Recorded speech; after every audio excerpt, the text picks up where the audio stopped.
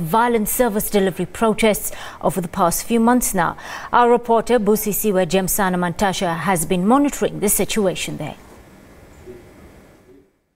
Many of the stations did open this morning. You'll remember the Eastern Cape has close to 4,800 registration stations. Of that, 56 of them have not opened, and they are trying to find ways of if maybe they can be able to open them. We are told that 29 of that 56 stations are from the Amahlati municipality.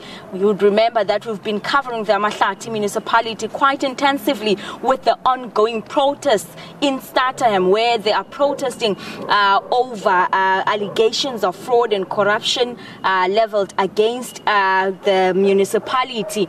Just a few days ago, there was a council meeting. Even with that, the youth from Stutterheim was not happy with that, saying that they are questioning the legitimacy of that council meeting, which was held behind closed doors, and saying that the people who were removed, including the mayor, the speaker, and the chief whip, were removed from office, were later then in that council meeting put in other positions, and therefore they reject that and want the national office bearers to intervene. We did go to Stutterheim earlier this morning to actually look if registration was continuing, as there were threats to hold the town of Stutterheim to a standstill, and I can confirm and tell you right now that it was business as usual at Stutterheim, but we did not see a single IEC voting station that was open. In fact, many of those we visited did not even have the IEC signages, did not even have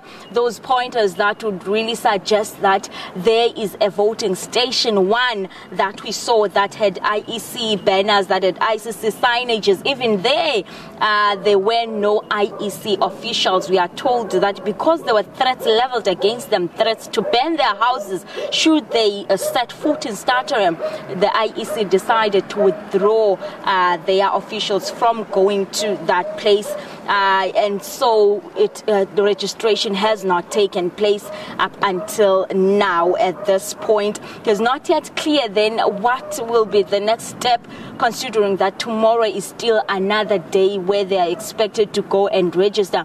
If there will be a meeting or an intervention to talk to the residents, the youth, and or those communities that are protesting, because we are told that in the 56 districts, in the 56 voting districts, that a registration on day one did not take place, that did not open.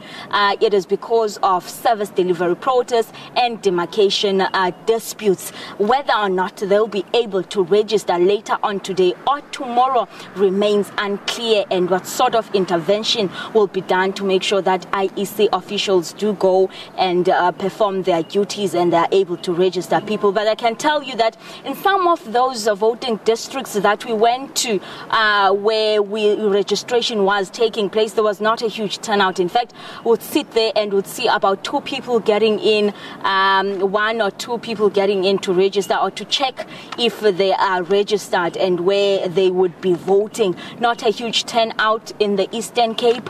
In fact, some have closed. It remains to be seen whether we'll be seeing that those numbers picking up tomorrow. But as things stand, 56 voting stations have not been opened on day one of registration, and 29 of them are from the Amahlati municipality. We will be talking to ANC provincial leaders to check maybe their way forward and plans if they are going to go to those communities, to talk to those communities who are angry at their local leaders, and some who are saying that they feel failed by the provincial leaders. Those are the things that are happening, and we're keeping a close eye on each and every voting station in and around the province. But for now, it's back to in studio.